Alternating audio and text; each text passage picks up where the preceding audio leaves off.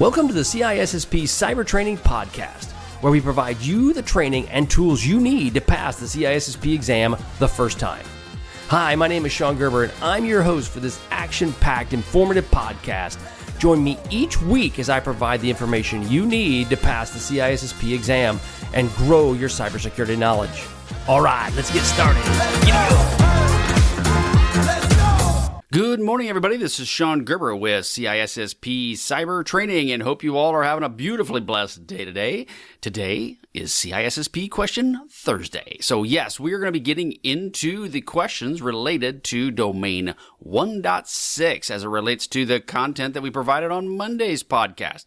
So that's the ultimate goal of this Thursdays, is to provide you information you need to pass the CISSP through some of the questions and potential questions you may see on the CISSP exam. Again, these questions are not questions that were pulled from ISC Squared by any stretch of the imagination. These are ones just to get you thinking and to think about how Domain 1.6, I thought the questions could be asked of you of that. But before we get started, I had an article I wanted to kind of just briefly bring up to you, and it is around the recent breach that occurred with the Department of Treasury. And this is defined as a attack that would occurred from the Chinese government, supposedly. Again, I don't know those information, just reporting what they have here in the news. But the bottom line is that there was an issue that occurred later this week, or I should say earlier this week, related to the Department of Treasury and how they had a major, air quotes, security incident involving Beyond Trust, which is a cloud-based service. And the point of Beyond Trust is it gives you a lot of different kind of credentials. It acts as a PAM solution. And so, yes, it would be a great target for someone to attack. One of the things that they said was, they're bringing up in this article, is that no other agencies within the U.S. government were affected by this situation. Okay, I love how these articles come out, and I'm just going to be very transparent. I have no idea if there were more people or more agencies affected by this by any stretch. But what I would ask or bring up is how this attack occurred. You might want to think about how is it affecting other agencies within the U.S. government. And this attack occurred because of a compromised API key for remote management services from Beyond Trust. Now, that whole hole between Beyond Trust and the API key for the Department of Treasury, those specific key points is probably covered. Yeah, it's probably good. There's probably no issues there whatsoever. That being said, if you are the federal government, they are working with other companies as well, and they also use APIs, and they use API remote management services. So the question really comes down to is what kind of control do they have over their API infrastructure? I've been saying this for a long time on CISSP Cyber Training, and anybody that'll listen to me, is the APIs, in my mind, are one of the biggest vulnerabilities we have within the security space. And the reason I say that is because in most cases, they are unmanaged. They're allowing people to make a connection into your environment, and the goal is that you have tight controls over it, allowing what comes in, what goes out. But because they're so easy to establish, it can be very tempting for an individual to go and start up an API connection and go, aha, it works, life is good. And yeah, it does work. Unfortunately, it could, if it's not configured correctly, will create a nice little backdoor for people to get into your environment. So again, in this article, they're saying that at this time, there's no indication of any other federal agencies that have been impacted by this, air quotes, incident. So if you are a cybersecurity professional or an IT professional of any kind, and you have APIs within your environment, you may want to look at this pretty hard on how you are managing your APIs. We talked about this. They need to go through a gateway of some kind. You need to route all of your APIs through one central spot. One, at a minimum, it gives you a level of visibility into these API connections. And two, it gives you some security controls over what's occurring. You should not allow just anybody to willy-nilly add APIs to your organization. So, again, I bring this up to the point of the fact that if you have this situation, or at least in the case of the Department of Treasury, there's probably other holes within their environment that they truly need to look at. Again, the CVE score on this was a 9.8, which is about as high as you can get. And if this is one situation that occurred, well, you can expect there are probably more. So again, this is an article from Security Week, and this is the CISA. No federal agency beyond the Treasury was impacted by the, air quotes, Beyond Trust incident. Yeah, go check out your APIs. Don't wait for it. All right, let's move into the questions for today. Okay, so again, this is over domain 1.6. Question 1. Which type of investigation is most likely to involve preponderance of the evidence as a standard of proof? Again, in this type of investigation, which type of investigation I should say, is most likely to involve air quotes, preponderance of evidence as the standard of proof? A, criminal, B, civil, C, regulatory, or D, administrative? And the answer is B, civil, right? The preponderance of evidence is a civil matter, right? That's what it means, that the evidence must show that there's more likely than not that the claim is true. Okay, the lower standard than that is beyond a reasonable doubt, which is used in criminal investigations. And so that the point of it is preponderance is civil.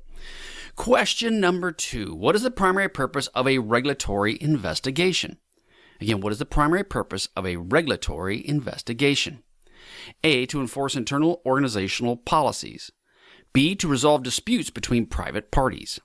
C, to ensure compliance with legal and industry regulations. Or D, to collect evidence of criminal prosecution. For criminal prosecution, I should say. So what is the primary purpose of regulatory investigations? The answer is C, to ensure compliance with legal and industry regulations. Again, the ultimate goal is that you have many masters in the cybersecurity space, and one of those is the industry, or is your local regulations between your local and also your federal, depending upon where you are at. So you need to make sure that if you fall into those guidelines of regulations determined by your local or federal agencies, you need to make sure that you follow them. Question 3, in which scenario would chain of custody documentation be most critical? Again, in which scenario would chain of custody documentation be most critical? A, administrative investigations for policy violations. B, internal audit for process improvement. C, regulatory investigation for non-compliance. Or D, criminal investigations for data theft. In which scenario would a chain of custody documentation be most critical? And the answer is D, criminal investigation for data theft. So again, chain of custody refers to the documentation and handling of the specific evidence to ensure that its integrity is maintained throughout the entire process. In a criminal investigation, it will be essential to document all of this, right? So if you're going to be dealing with somebody that could potentially go to jail, could have some sort of sentence, you're going to want to make sure that the information or the documentation you have, the evidence, is ironclad. Question 4. Which of the following is best example of direct evidence in a criminal investigation? Again, which of the following is a best example of direct evidence in a criminal investigation? A witness statement about observing the theft. B, a log file showing unauthorized access to a server. C, circumstantial evidence linking a suspect to the crime. Or D, forensics analysis report of a compromised system. So which of the following is a best example of direct evidence in a criminal investigation? And the answer is A witness statement about observing the theft. Again, so you have somebody, a direct person, a witness seeing that they saw you lift it off of this USB drive, would be a direct evidence, and that would be admissible in court, right? So you'd be brought in and you would be used to answer what you saw. This is in contrast, a log file or a forensics report would be considered a digital evidence or circumstantial evidence. If I have somebody that has eyeballs on it, is it direct evidence. If I have something that's a little bit tangential on the side, it would be something that is more along the lines of digital evidence or circumstantial evidence. Question 5. When conducting an internal administrative investigation, what is the most important first step? So when conducting an internal administrative investigation, what is the most important first step? A, alerting law enforcement. B, notifying all employees of the investigation. C, reviewing the organization's policies and procedures. Or D, collecting all available digital evidence. Again, when conducting internal administrative investigations, what is the most important first step? And it is C, reviewing the organization's policies and procedures. That's the ultimate goal when you're dealing your most important first step, because if you don't have those in place and you're trying to do an administrative investigation and the person did something that's outside of what your policies and procedures are, that are outside of what they define, then you could run the risk of, you really don't have a case here and you just might want to let that sleeping dog lie. It also will maybe make you go, I need to make some changes to our overall policy structure. Question 6. What legal principle must be followed to avoid evidence exclusion in a criminal trial due to unlawful seizure? What legal principle must be followed to avoid evidence exclusion in a criminal trial due to unlawful seizure? A. Search and seizure laws. B. Chain of custody. C. Subpoena authority. Or D. Incident response guidelines. So what's the legal principle must be followed to avoid evidence exclusion in a criminal trial, which means you can't submit the evidence, due to unlawful seizure? And it would be A, search and seizure laws. Again, these laws are set up to govern how evidence can be collected legally. In the United States, the Fourth Amendment protects against unreasonable searches and seizures. And this came out, actually, this little bit of trivia came from during the Revolutionary War. There was one of the big issues they had was around the British being able to just go in and seize whatever they want. So the U.S. created these laws to helps put the guardrails upon this and dictate what would be unreasonable searches and seizures. So again, if it's obtained unlawfully, then it may be excluded from the trial. Question 7. Which regulatory framework specifically addresses data protection and privacy for European Union residents? Which regulatory framework specifically addresses data protection and privacy for European Union residents, EU residents? Okay, A, SOX, B, GDPR, C, PCI DSS, or D, CCPA? And the answer is B. Yeah, General Data Protection Regulation, GDPR, aka. It's a comprehensive data protection plan that was put into place, many years ago. There was another one that was set up. I can't remember. It was Data Shield or something like that. But this GDPR was designed as an overarching kind of protection. And if you fail to meet what GDPR asks for, it is expensive. So people put a lot of time and money into being compliant with GDPR. Question 8. A company's internal investigations reveal that an employee is violating a non-compete clause. This type of investigation falls under which category? So non-compete, an employee is violating it. A, regulatory. B, civil. C, criminal. Or D, administrative. Okay, then an employee violating non-compete laws, and it would be D, administrative. So internal investigations into non-compete clauses would typically be an administrative type of investigation in nature. And they will all more or less come down to you want to enforce the company's policies. So that would be an administrative. Question 9. What distinguishes civil investigations from criminal investigations in terms of penalties? Again, what distinguishes a civil investigation from a criminal investigation in terms of penalties? A, criminal investigations focus on financial or injunctive relief. B, criminal investigations can result in imprisonment. C, criminal investigations only result in financial restitution. Or D, criminal investigations are always initiated by private entities. Okay, what's the difference between civil and criminal?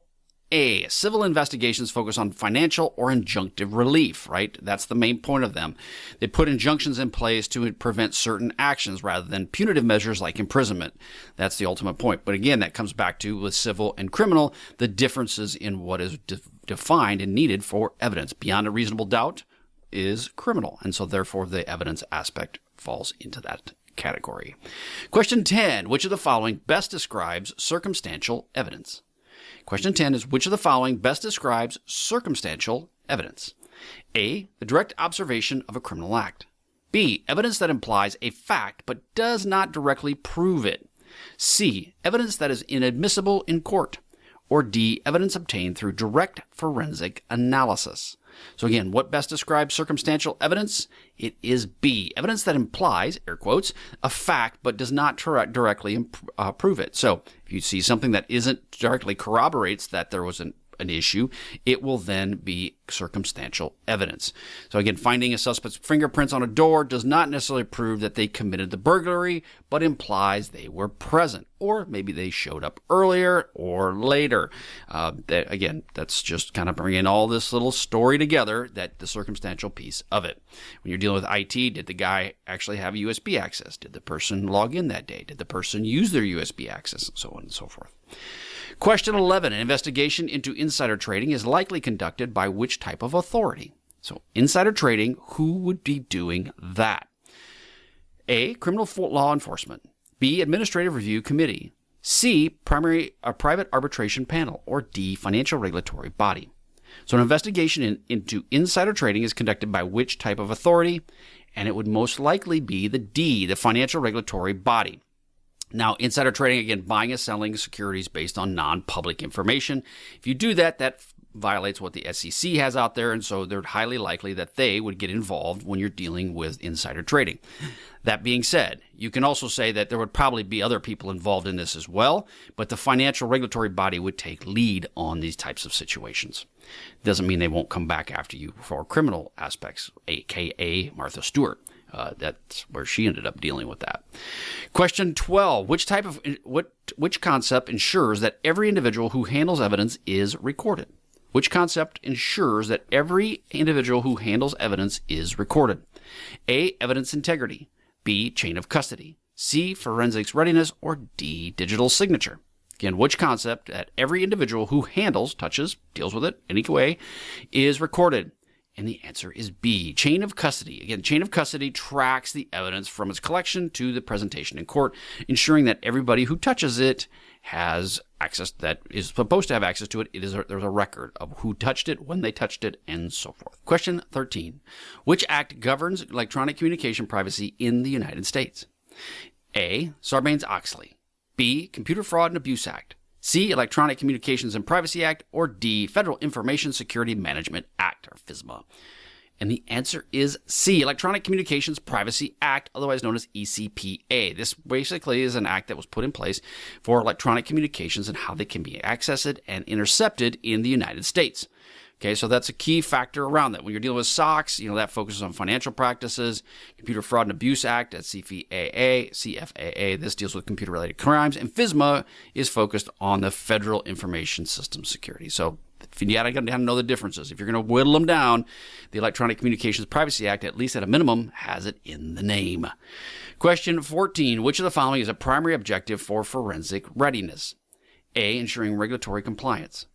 B, reducing investigation time. C, enhancing user privacy. Or D, preparing systems for collection and preserving evidence. Again, what's the primary objective for forensic readiness? It is A, ensuring regulatory compliance. So forensic readiness involves configuring and managing systems so that the evidence can be efficiently collected and preserved. So the ultimate goal is you're ready for it, right? This can occur because maybe you have in your organization, you have taps within your organization's network so that you're collecting packet captures, PCAPs, and that is then sent to another location where it is stored. So you are then being primarily ready for the event that you may have to have some sort of forensics capability, and this is all these log files are being sent to a certain spot. Again, this is a strategic kind of thought process that you need to plan for if this is something that's important to your organization. Question 15. A whistleblower protection policy primarily addresses which investigation-related concern? Again, a whistleblower protection policy primarily addresses which investigation-related concern? A, evidence handling. B, investigator bias. C, protection from retaliation. Or D, preservation of chain of custody.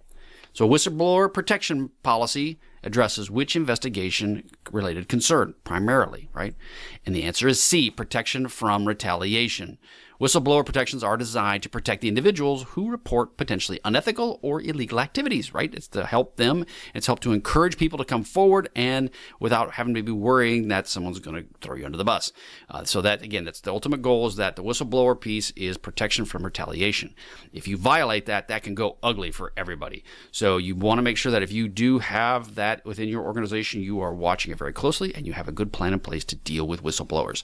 Because, if you comes across that you are not doing well to protect them, you got a lot bigger issues you're going to be fighting. So they're just a piece of advice. Again, not a lawyer, just telling you some stuff from experience. Okay, that is all I have for you today. Head on over to CISSP Cyber Training. Go there. You'll enjoy it. I guarantee it. You'll love it. It's awesome. It's got everything you need to pass the CISSP exam. It's all there. No reason to go around checking out other places, watching videos on other things. It's got it all available for you to include an overall plan for passing the CISSP. Now, again, I have a blueprint that's within the CISSP network in there in the overall product plan, and that plan, that blueprint, will help you step by step by step on what you should study to get ready for the CISSP. There's a lot of people out there that can go and cram for this thing, pass it, and move on. Well, that's great, but the nice part about what I have with the blueprint is the blueprint will step you through, help you learn the information so that when you move on to the next role, you actually understand what they're asking of you. And to be honest, if you want more money, there's a lot of different companies out there that will promote, hey, we can help you get more money. The way you're going to get more money in cyber is you understand the content. You ain't going to be able to get it just by winging it, because you might wing it for a little while, but then they'll find out and you'll be fired. So the ultimate, or you'll get hacked and then you'll be fired. The ultimate goal is, again, to learn this information so that you can then help your company, protect your company from the evil hacker horde. Now, the last thing is go to also reducecyberrisk.com, and you can go there and you can, if you're looking for a consultant, I can help you with that. I've got a lot of partners that I'm working with, and we can help you with your needs from virtual CISOs down to individual security, pen testing, you name it, it's available to you at reducecyberrisk.com. So again, CISSP.com or CISSPcybertraining.com and reducecyberrisk.com. Head to those, check them out. A lot of great stuff for you. Have a wonderful, wonderful day, and we will catch you all on the flip side. See ya. Hey, thanks again for listening today. It's been my pleasure to prep you for the CISSP exam. Are you interested, though, in some free CISSP exam questions? Head on over to freecisspquestions.com and sign up to join my email list, and you'll receive access for 60 free CISSP questions each and every month for the next 6 months. That's a total of 360 questions just for signing up with CISSP Cyber Training. You'll also gain access to other free CISSP resources, so just head on over to freecisspquestions.com and sign up, or head on over to CISSPcybertraining.com and sign up today. Have a wonderful day, and we will catch you on the flip side. See ya.